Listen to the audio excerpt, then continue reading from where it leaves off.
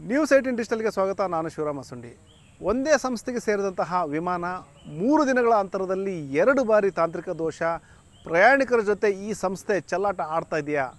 ಇಂಥದ್ದೊಂದು ಪ್ರಶ್ನೆ ಖಂಡಿತವಾಗಿ ಕಾಡ್ತಾ ಇದೆ. ಇದಕ್ಕೆ ಮುಖ್ಯ ಕಾರಣ ಅಂದರೆ ಏನು ಹುಬ್ಬಳ್ಳಿಗೆ ಬಂದು ಹೋಗ್ತಿರುವಂತಹ ಏನು ಫ್ಲೈ 91 ಸಂಸ್ಥೆಯ ವಿಮಾನದಲ್ಲಿ 2 ಬಾರಿ 3 ದಿನಗಳ ಅಂತರದಲ್ಲಿ 2 ಬಾರಿ ತಾಂತ್ರಿಕ ದೋಷ ಕಂಡು ಏನು ಲ್ಯಾಂಡಿಂಗ್ ಸಮಸ್ಯೆ ಎದುರಾಗಿರೋದು ಇಷ್ಟೆಲ್ಲದಕ್ಕೂ ಸಹ ಕಾರಣ ಅಂತ ಹೇಳ್ಬೋದು. ಏನೆಲ್ಲ ಆಯಿತು ಮತ್ತು ಯಾಕಂದರೆ ಈ ಹಿಂದೆನೂ ಒಂದು ಘಟನೆ ಆಗಿತ್ತು, ಈಗಲೂ ಸಹ ಮತ್ತೊಂದು ಘಟನೆ ಮರುಕಳಿಸಿದೆ. ಏನಾಯಿತು ಅಂತೇಳಿ ನಾನು ಮುಂದೆ ಹೇಳ್ತಾ ಹೋಗ್ತೀನಿ. ಅದಕ್ಕೂ ಮುಂಚೆ ನ್ಯೂಸ್18 ಯೂಟ್ಯೂಬ್ ಚಾನಲ್ ಸಬ್ಸ್ಕ್ರೈಬ್ ಮಾಡಿಲ್ಲ ಅಂದರೆ ಕೂಡಲೇ ಸಬ್ಸ್ಕ್ರೈಬ್ ಮಾಡಿ. ಜೊತೆಗೆ ಇನ್ಸ್ಟಾಗ್ರಾಮ್ ಇರ್ಬೋದು, ಫೇಸ್ಬುಕ್ ಪೇಜ್ನ ಫಾಲೋ ಮಾಡೋ ಅಂತೇಳಿ ನಾನು ರಿಕ್ವೆಸ್ಟ್ ಮಾಡ್ತಾ ಇದ್ದೀನಿ. ಈಗೇನು ವಿಮಾನದ ದುರಂತಗಳ ಬಗ್ಗೆ ನಾವು ಆಗಾಗ ನೋಡ್ತಾನೆ ಇರ್ತೀವಿ. ಗುಜರಾತ್ ಇರ್ಬೋದು ಮತ್ತು ಅಹಮದಾಬಾದ್ ಇರ್ಬೋದು, ಬೇರೆ ಬೇರೆ ಕಡೆ ಏನು ದೊಡ್ಡ ದೊಡ್ಡ ಪ್ರಮಾಣದ ಒಂದು ವಿಮಾನ ದುರಂತಗಳನ್ನು ನಾವು ನೋಡಿದ್ದೇವೆ. ಮತ್ತು ವಿಮಾನದಲ್ಲಿದ್ದಂಥವ್ರು ಪೈಲಟ್ ಸೇರಿ ಎಲ್ಲರೂ ಸಹ ಮೃತಪಟ್ಟಂತಹ ಘಟನೆಗಳ ಒಂದು ಹಸಿರಿರುವಂಥ ಸಂದರ್ಭದಲ್ಲಿಯೇ ಹುಬ್ಬಳ್ಳಿಯಲ್ಲಿ 3 ದಿನಗಳ ಅಂತರದಲ್ಲಿ 2 ಬಾರಿ ಒಂದು ದೊಡ್ಡ ಅನಾಹುತದಿಂದ ತಪ್ಪಿಸಿಕೊಂಡಂತಹ ಒಂದು ಘಟನೆಗಳು ನಡೆದಿವೆ. ಅದು ಏನು ಒಂದೇ ವಿಮಾನ ಸಂಸ್ಥೆಗೆ ಸೇರಿದಂತಹ ವಿಮಾನದಲ್ಲಿ ಈ ರೀತಿಯ ಒಂದು ತಾಂತ್ರಿಕ ದೋಷ ಬರ್ತಾ ಇರೋದು ಖಂಡಿತ ಹಲವಾರು ಪ್ರಶ್ನೆಗಳನ್ನು ಹುಟ್ಟಾಗ್ತಾ ಇದೆ ಅಂತ ಹೇಳ್ಬೋದು. ಏನು ಫ್ಲೈ 91 ವಿಮಾನ ಸಂಸ್ಥೆ ಇದೆ, ಆ ಒಂದು ವಿಮಾನ ಸಂಸ್ಥೆಯ ಒಂದು ವಿಮಾನದಲ್ಲಿ ಮತ್ತೊಮ್ಮೆ ತಾಂತ್ರಿಕ ದೋಷದ ಕಾರಣಕ್ಕಾಗಿ ಏನು ಬೆಂಗಳೂರಿನಿಂದ ಹುಬ್ಬಳ್ಳಿಗೆ ಬರ್ತಾ ಇದ್ದಂಥ ಫ್ಲೈಟು 3 ತಾಸುಗಳ ಕಾಲ ಆಕಾಶದಲ್ಲಿನೇ ಹಾರಾಟ ನಡೆಸಿ ಕೊನೆಗೂ ಸಹ ಹುಬ್ಬಳ್ಳಿಯಲ್ಲೇ ಲ್ಯಾಂಡಿಂಗ್ ಆಗಿದೆ. ಈ ರೀತಿಯ ಒಂದು ಘಟನೆಗೆ ಮುಂಚೆ ಏನು ಮೊನ್ನೆ ಅಷ್ಟೇ ಏನಂದರೆ ಹೈದರಾಬಾದ್ನಿಂದ ಹುಬ್ಬಳ್ಳಿಗೆ ಬಂದಂತಹ ವಿಮಾನ ತಾಂತ್ರಿಕ ದೋಷದ ಕಾರಣದಿಂದಾಗಿ 4 ತಾಸುಗಳ ಕಾಲ ಏನು ಹಾರಾಟ ನಡೆಸಿ ಕೊನೆಗೂ ಸಹ ಬೆಂಗಳೂರಿನಲ್ಲಿ ಲ್ಯಾಂಡ್ ಆಗಿದ್ದಂತಹ ಘಟನೆ ನಡೆದಿತ್ತು.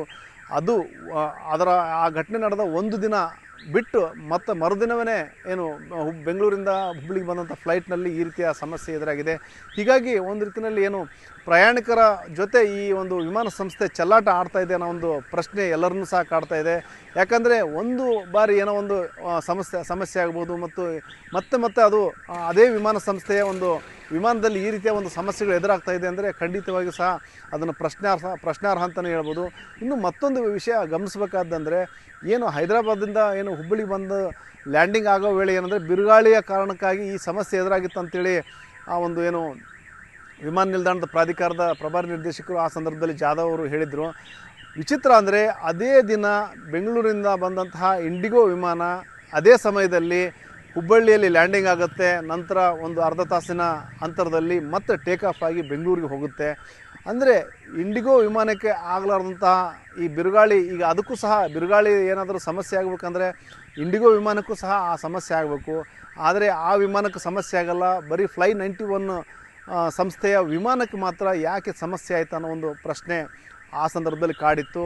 ಅದಾದ ನಂತರ ಈಗೇನು ಬೆಂಗಳೂರಿನಿಂದ ಏನು ಹುಬ್ಬಳ್ಳಿಗೆ ಬಂದಂತಹ ವಿಮಾನವನ್ನು ಸಹ ಟೇಕ್ ಆಫ್ ಲ್ಯಾಂಡಿಂಗ್ ಆಗೋ ಸಂದರ್ಭದಲ್ಲಿ ಸಮಸ್ಯೆಯನ್ನು ಎದುರಿಸ್ತು. ಅದರಲ್ಲೂ ಏನು ಅಲ್ಲಿ 6 ಗಂಟೆಗೆ 6:15ಕ್ಕೆ ಬಿಟ್ಟಂತಹ ವಿಮಾನ ಇಲ್ಲಿ 7:15ಕ್ಕೆ ಲ್ಯಾಂಡಿಂಗ್ ಆಗಬೇಕಾಗಿತ್ತು. ಇಲ್ಲಿ ಏನು 9:15ಕ್ಕೆ ಲ್ಯಾಂಡಿಂಗ್ ಆಗಿದೆ. ಅಂದರೆ ಅಲ್ಲಿವರೆಗೂ ಸಹ ಇದು ಆಕಾಶದಲ್ಲೇ ಸುತ್ತಾಟ ನಡೆಸಿದೆ. ಅಂದರೆ 3 ತಾಸುಗಳ ಕಾಲ, ಹೆಚ್ಚು ಕಡಿಮೆ 3 ತಾಸುಗಳ ಕಾಲ ಆಕಾಶದಲ್ಲೇ ಸುತ್ತಾಡಿದೆ. ಈ ಒಂದು ವಿಮಾನದಲ್ಲಿ 25 ಪ್ರಯಾಣಿಕರಿದ್ದರು. ಹುಬ್ಬಳ್ಳಿಯವರು ಇರ್ಬೋದು, ದಾವಣಗೆರೆ ಮತ್ತು ಹುಬ್ಬಳ್ಳಿ ಮತ್ತು ಸುತ್ತಮುತ್ತಲಿನ ಊರುಗಳ ಪ್ರಯಾಣಿಕರು ಈ ಒಂದು ಫ್ಲೈ 91 ವಿಮಾನದಲ್ಲಿದ್ದರು. ಈ 25 ಜನ ಸಹ ಜೀವ ಬಿಗಿ ಹಿಡದೆ ಒಂದು ನಾವು ಹೇಗಾದರೂ ಬದುಕ್ಸಪ್ಪ ಅನ್ನೋ ರೀತಿಯಲ್ಲಿ ಪ್ರಾರ್ಥನೆ ಮಾಡಿದಂಥ ಒಂದು ಘಟನೆ ನಿನ್ನೆ ನಡೆದಿದೆ. ಈ ಒಂದು 3 ತಾಸುಗಳ ನಂತರ ಕೊನೆಗೂ ಸಹ ಈ ಒಂದು ವಿಮಾನ ಹುಬ್ಬಳ್ಳಿಯಲ್ಲೇ ಲ್ಯಾಂಡ್ ಆಗಿದೆ ಅನ್ನೋದು ಸಮಾಧಾನಕರ ಸಂಗತಿ. ಆದರೆ ಇದು ಮಳೆಯ ಕಾರಣಕ್ಕಾಗಿ ಈ ರೀತಿಯ ಸಮಸ್ಯೆ ಆಗಿದೆ ಅಂಥೇಳಿ ಹುಬ್ಬಳ್ಳಿ ವಿಮಾನ ನಿಲ್ದಾಣದ ಏನು ಅಧಿಕಾರಿಗಳು ಹೇಳ್ತಾ ಇದ್ದಾರೆ. ಇದು ಏನು ನಾವೇ ಮಳೆ ಇದ್ದ ಕಾರಣಕ್ಕಾಗಿ 1 ತಾಸುಗಳ ಕಾಲ ಹೋಲ್ಡ್ ಮಾಡಿದೀವಿ ಅನ್ನೋ ಒಂದು ಮಾತನ್ನು ಅವ್ರು ಹೇಳ್ತಾ ಇದ್ದಾರೆ. ಆದರೆ ಇಲ್ಲಿ ಪ್ರಶ್ನೆ ಬರೋದೇನೆಂದರೆ ಇದೇ ಸಂದರ್ಭದಲ್ಲಿ ಬೇರೆ ವಿಮಾನಗಳು ಇಲ್ಲಿ ಹುಬ್ಬಳ್ಳಿಯಲ್ಲಿ ಲ್ಯಾಂಡ್ ಆಗಿ ಟೇಕ್ ಆಫ್ ಆದಂತಹ ಉದಾಹರಣೆ ನಿನ್ನೂ ಸಹ ನಡೆದಿದೆ.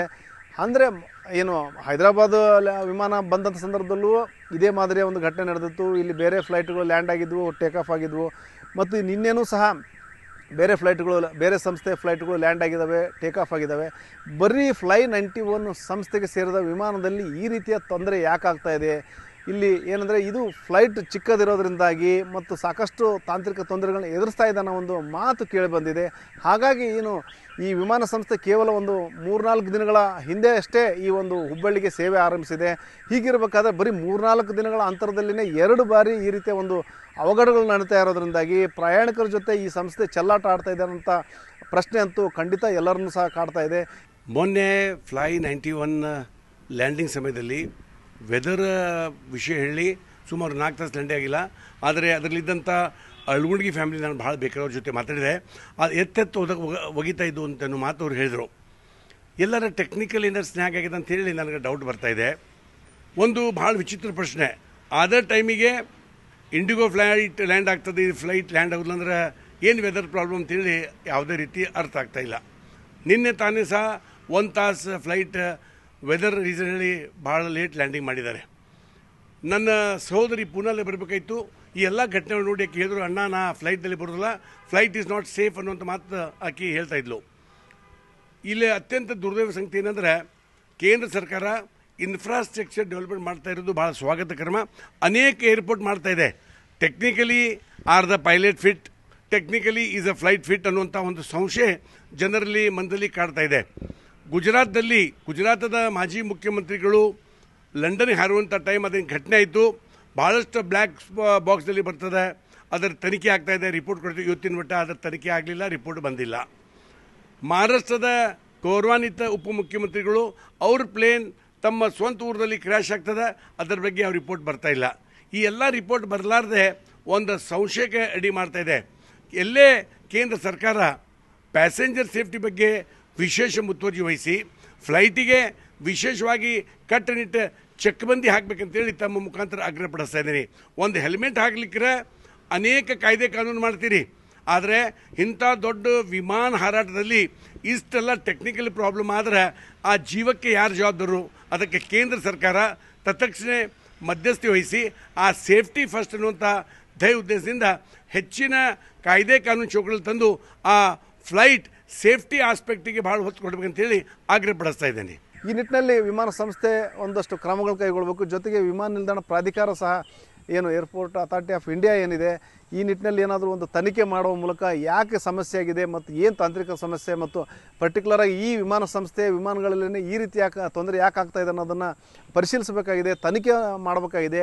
ಹಾಗಾದಾಗ ಮಾತ್ರ ಒಂದಷ್ಟು ಸತ್ಯಾಂಶ ಹೊರಗೆ ಬರುತ್ತೆ. ಜೊತೆಗೆ ಪ್ರಯಾಣಿಕರು ಸಹ ಸುರಕ್ಷಿತವಾಗಿ ಪ್ರಯಾಣ ಮಾಡಲಿಕ್ಕೆ ಒಂದಷ್ಟು ಏನು ಭರವಸೆ ಸಿಗುತ್ತೆ. ಹಾಗಾಗಿ ಈ ನಿಟ್ಟಿನಲ್ಲಿ ವಿಮಾನ ನಿಲ್ದಾಣ ಪ್ರಾಧಿಕಾರದವರು ಸಹ ಏನಾದರೂ ಒಂದು ಕಟ್ಟುನಿಟ್ಟಿನ ಕ್ರಮ ಕೈಗೊಳ್ಳುವ ಅವಶ್ಯಕತೆ. ಇಲ್ಲದೇ ಇದ್ದರೆ ಈ ರೀತಿ ಒಂದು ವಿಮಾನ ಸಂಸ್ಥೆ ಏನು ವಿಮಾನವನ್ನು ಏನು ಪ್ರಯಾಣದ ನಂಬಿ ವಿಮಾನ ಹತ್ತಿದವರಿಗೆ ಒಂದು ಯಮಲೋಕ ಸೇರುವಂತಹ ಪರಿಸ್ಥಿತಿ ನಿರ್ಮಾಣವಾಗುತ್ತೆ. ಅದು ಆಗದೇ ಇರಲಿ, ಅದು ಮುಂದೆನೂ ಸಹ ಈ ರೀತಿಯ ಒಂದು ಘಟನೆಗಳು ಮರುಕಳಿಸದೇ ಇರಲಿ. ಅಂದರೆ ಮರುಕಳಿಸದೇ ಇರಬೇಕಂದ್ರೆ ವಿಮಾನಯಾನ ಸಂಸ್ಥೆ ಕಠಿಣ ಕ್ರಮಗಳು ಕೈಗೊಳ್ಳುವ ಅವಶ್ಯಕತೆ ಇದೆ. ಶಿವರಾಮ ಮಸಂಡಿ, ನ್ಯೂಸ್ 18 ಹುಬ್ಬಳ್ಳಿ.